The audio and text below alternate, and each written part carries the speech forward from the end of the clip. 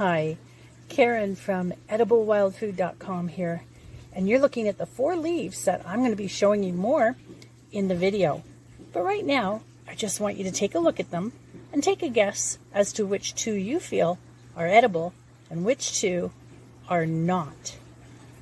As you're looking at the color, especially that one right there, it is not indicative of its real color. I just had to gather these over different days and keep them pressed in a book so I could do this intro. So, take your guess as to which one is which, and let's go.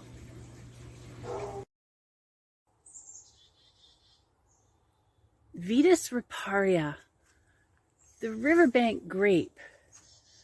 This grows prolifically, and often it grows with other vines, making it very tricky sometimes if you're relatively new at foraging in terms of proper identification. So this video, I will be addressing not only the Riverbank Grape, but the moonseed, as well as the summer grape and prickly cucumber. But let's start with the grapevine. Right there. Okay, so the leaves on these tend to be 7 to 20 centimeters long, and that's about 3 to 8 inches, and it's almost the same in terms of width as well. So these leaves can get quite big. And as you can see, they're pretty broad in terms of their structure. They have shallow lobes, which is right in there where it meets the leaf petiole.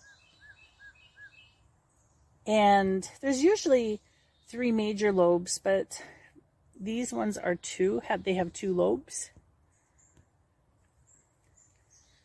The edges of the leaves, you can see, are sharp-toothed.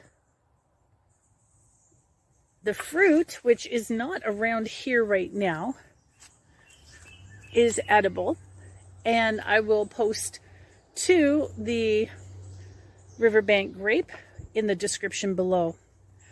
Also, if the tendrils are young enough, and these are the tendrils, these are very citrusy and taste great.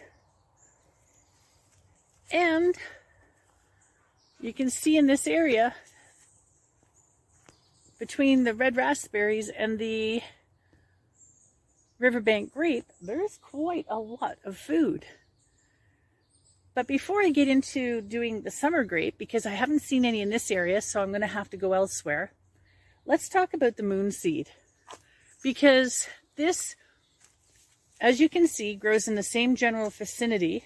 Let's go over here, it looks better, as the Riverbank Grape. You can clearly see that the leaf structure is different. And these leaves are also about the same size, 7 to 20 centimeters, just about the same length as width.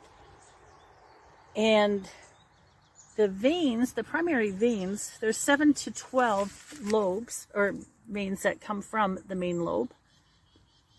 I'm going to try to keep this steady because I am in mosquito territory.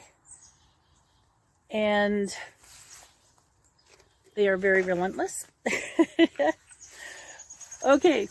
Here's some more moonseed. The leaf stalks, or the petioles, can grow up to 20 centimeters or 8 inches in length. And just like the wild grape, they also attach on the back side. Okay, moonseed is not edible. No part of this is edible at all. It also produces a berry-like drupe, with them being about 1 centimeter in diameter, which is about 1/3 of an inch. And they also, just like the Riverbank Grape, ripen to blue-black in color. So it's really, really important that should this be growing side by side with the Riverbank Grape, and your goal is to gather Riverbank Grape berries, You need to be very, very careful. I can never stress that enough.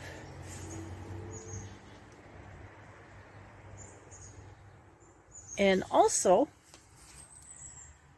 the Virginia creeper is very common in this area. There, let's see, I believe there was some over here as well. There we go. The berries of the Virginia creeper are toxic. So when you see them growing, or when you see any growth that is intermixed with the Riverbank grape, you need to be very, very careful that you're getting exactly what you think you are getting. Not even think. You have to know for 100% without a doubt. However, once you master the skills of identifying all the different vines, the amount of food that's available to you is astronomical. So, I'm going to do a brief mention right now of Vedis Arizonica. Ooh, let's stay out of the sun, a little bit too bright. Vedis Arizonica is the canyon grape.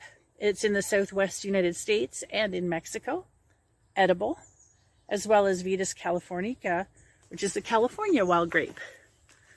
Of course, I don't have those to be able to do a video with. However, I do have the canyon grape on my website, and the link to that is below. So let's move on to another vine. And this is the summer grape leaf. As you can tell, the lobes, which are these right here, are by far more indented. These leaves, again, are also 3 to 8 inches, which is up to 15 centimeters across and in length. They grow often with the grapevine. And they also produce fruit, which I don't see any of right here right now. But you can see that they're quite large, quite healthy. So the summer grape and the grapevine produces edible grapes. The leaves are edible, and these two also have tendrils that are edible.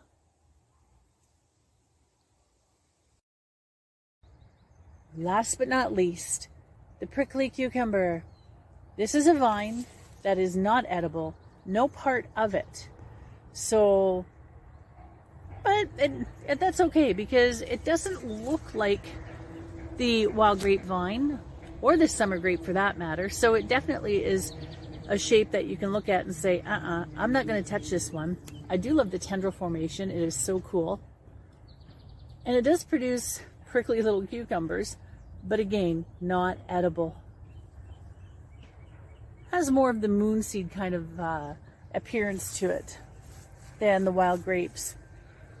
So there we go. If you're out west, you have species in the Vedis family that are edible, like Vedis Arizonica, Vedis californica. We have Vedis riparia, which is your riverbank grapes. Lots of wild grapes out there. Food, free food, and tons of it.